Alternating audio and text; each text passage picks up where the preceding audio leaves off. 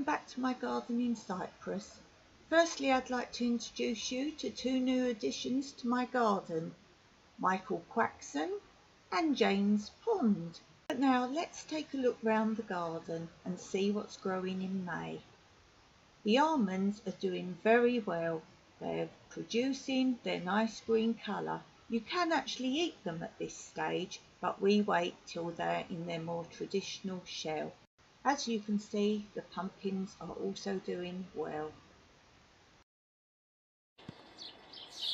I've turned over one of the vegetable patches and mixed in some compost.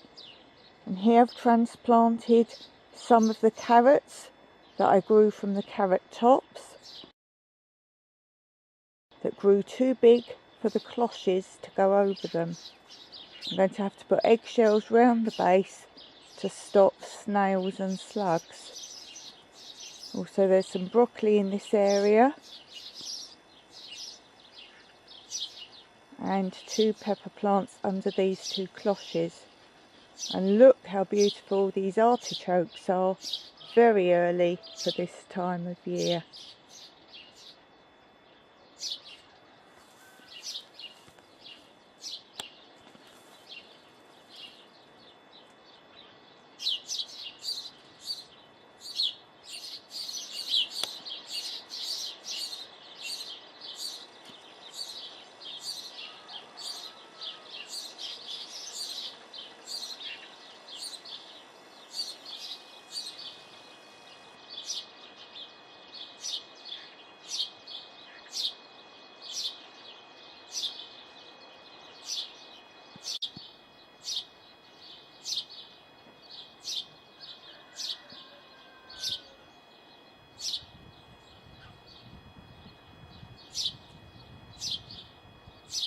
The olive trees are already in high bud.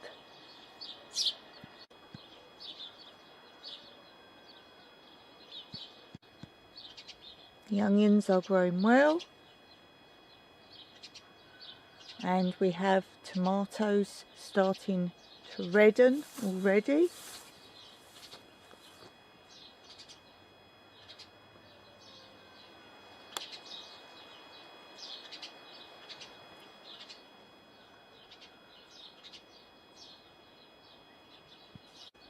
I've planted a pineapple top, but I don't think that will grow in this climate, but we will see. Here I've planted a whole row of seeds from oranges, and here I've planted a whole row of seeds from grapefruits. So I'll let you know how they go. This new fig tree is doing well, and I'm going to keep this as a miniature tree, possibly in this area. This is the parsnip I grew from my parsnip top, still going strong.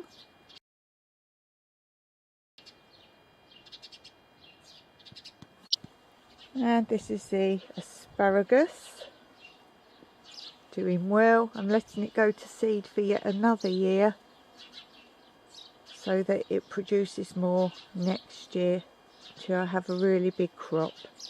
I may use an odd few here and there, just because I love them so much. This is one of the asparaguses going to seed.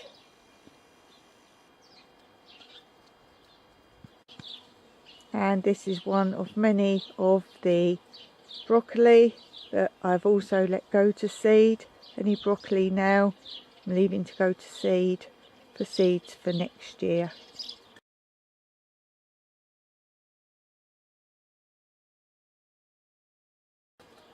And here I'm growing a fossil cat. I've just grafted her from this trunk. She's producing very well. Fossil! Fully animated. Good experiment of success. Fossil! Fossil! And still more poppies all over our land, growing well, and the bees are enjoying them very much. They're local beehives to us, so I'm assuming this is where these bees are coming from, taking the pollen.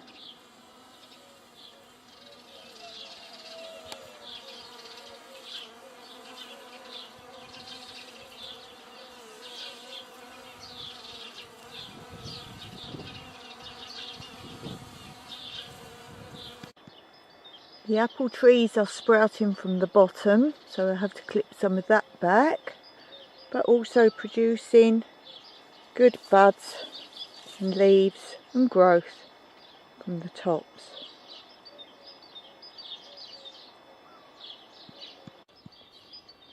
My smallest lemon tree is doing very well.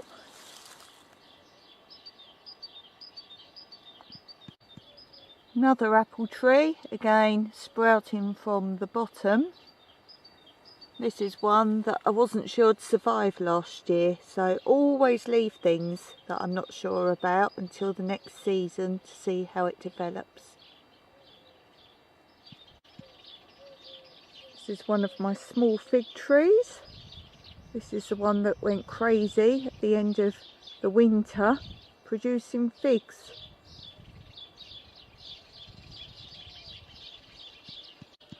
Another apple tree starting to show leaves. All my apple trees I grew from pips, so I haven't had any apples obviously yet. Just some of my garlic growing in a tire with lots of hay and straw layers. The leaves are yellowing, so this batch is nearly ready. One of my small pomegranates with red leaves. Soon this will bud and produce beautiful red flowers from which the fruit grows.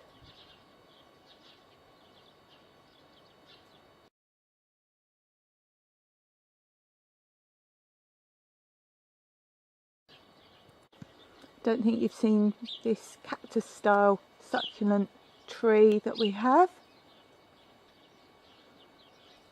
Thought I'd show you that. This produces some pretty flowers as well, so I'll show you those when they're in season, and I'll show you some more of the flowers that are out at the moment.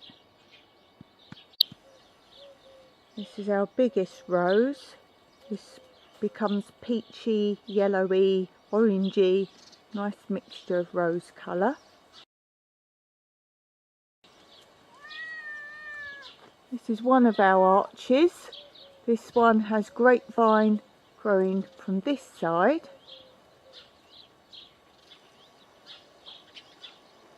This produces white grapes.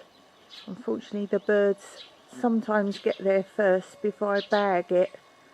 So I'm going to try and be aware of that earlier this year, as soon as I see the fruit coming. And then the arch, the other side of the arch as we walk through, we have this other plant. I don't know the name of it. I'm not very good with flower names. It has this plant that we weave through, and I'll show you if I can find a picture what this turns into when it flowers. We've actually transplanted this from somewhere else and it's taken very well.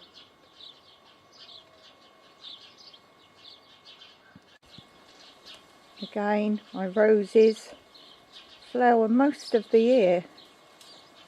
I can't tell you which type they are, don't know, but they do very well. I think they're actually a winter rose. As I say, they start any time from now. Where's a fossil there? Did you see fossil? Then in one of the chimney pots that we have, this was actually the chimney from our roof. It was already down. Hello fossil.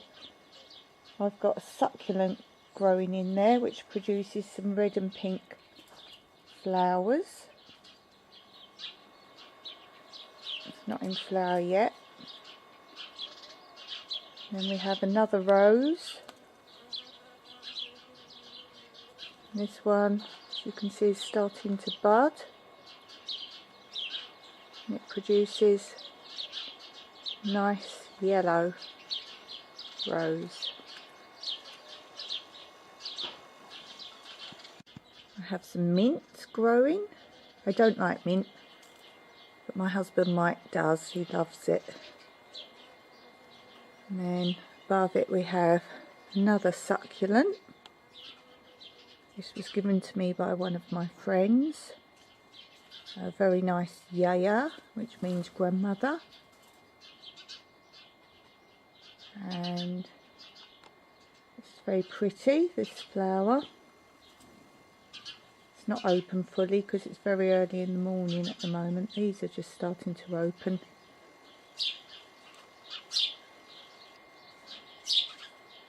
And this plant I've actually put on, it's a bird bath. My mother and father bought it for me when I lived in England. But obviously out here it's so shallow that the water dries out very quickly. So I thought it actually made a very pretty plant stand.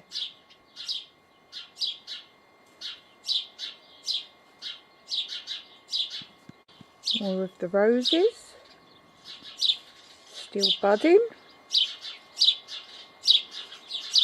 You can hear the birds. We hear nothing but birds here.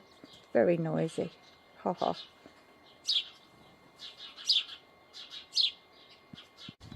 So on this patio, this was already here. It was for cats that lived here. Now we have our cats. Gives them a good drinking area in the garden. And a few of my flowers, geraniums, and another succulent. This is another succulent here. This provides pretty red flowers. You can see one here. This is quite new. There's not so many flowers on. I'll show you another area where I have lots of those in a minute. And then a friend of mine gave me these colour geraniums. I only had pink geraniums, and these are more of a cerise colour almost. Different sort of pink. And then beyond this we have the quince tree, which is in blossom at the moment. The fruit has finished for the winter, where we make a lovely quince crumble.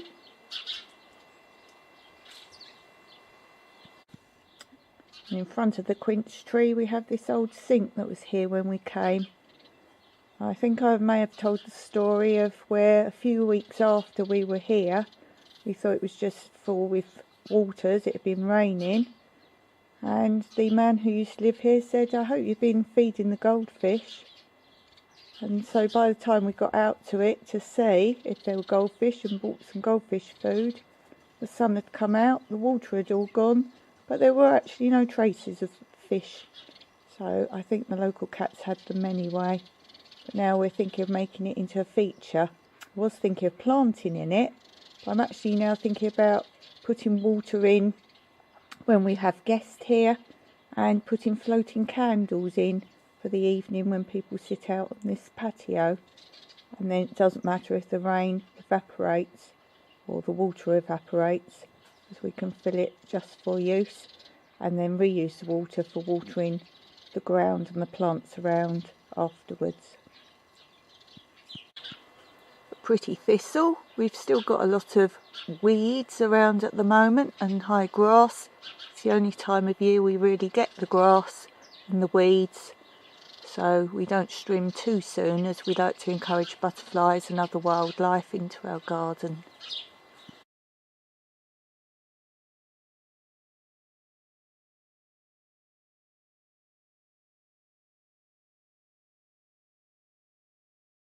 This is a plant that I cut right back this year. It produces big yellow flowers, and it's behind our water feature. So I'll walk round now and show you the front of the water feature in case you haven't seen it in previous videos. So this is the front of the water feature. It does run and then the water drains into plants. Again, some more wildflowers still growing around our land.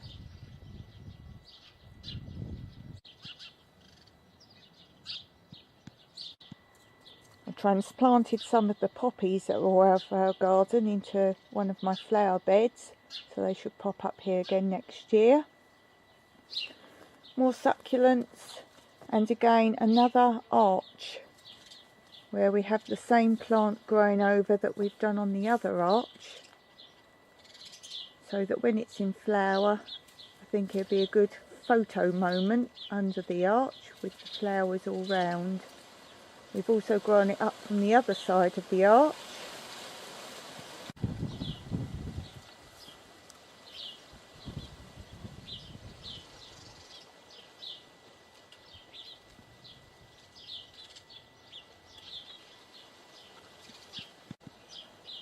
So this is from the other side of the arch. It's grown very well. You can see the back of that sink.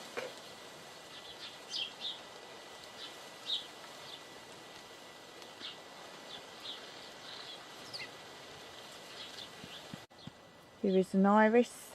One of my friends gave me several, which I've planted all around the garden. More roses. This one's just coming into bud. Cactus. This isn't the one where you can eat the fruit. This is ornamental, just a normal cactus. And more roses. This is red. It's a very deep red, this rose. And a quick look at some of the plants that I've planted. Some flowers growing on the stone table patio. This is a beautiful colour, this geranium. Very nice. I just have lots of pots. I had wild flowers in the empty ones, so they've gone now. More geraniums. These are my pink geraniums. A beautiful flower here. Somebody gave me. I will always accept flowers. When we came here there wasn't really any flowers. It was all crops. All there was what I brought with me, some pink geraniums. The jasmine was here. It's not in flower at the moment, the jasmine. I brought these with me. The roses were here. That was the only flower or plant, if you like, that was here. And this is a pomegranate. Again, I'm keeping a lot of my new trees small, particularly fig and pomegranate. It'd be nice for guests to just be able to go to the eating areas and just pick off fruit as they feel like them. This is all in flower now. This has got a really nice lemony smell. If you break off the leaves, really strong lemony smell.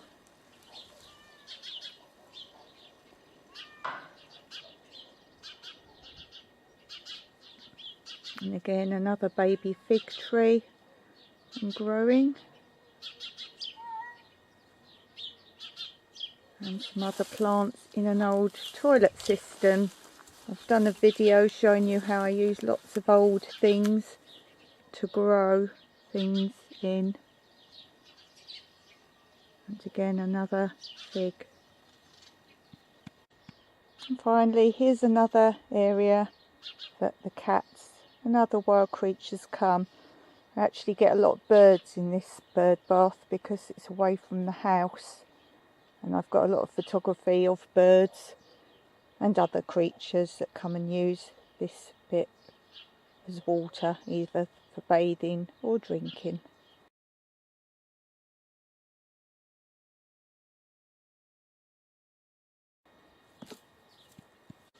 So I'll sign off here, just showing you some of the view from the end of my garden. This is what the weather's like. It's early in the morning. I think it's about 9 o'clock. Have to check and let you know. Got all the animal sounds of the farm nearby. Birds tweeting, bees buzzing. You can see why I live here. It's so beautiful. So don't forget, if you want to book to come and stay here, look in the links below. You can always contact me in the comments if you've got any questions. Have a lovely day, and I'll see you next week.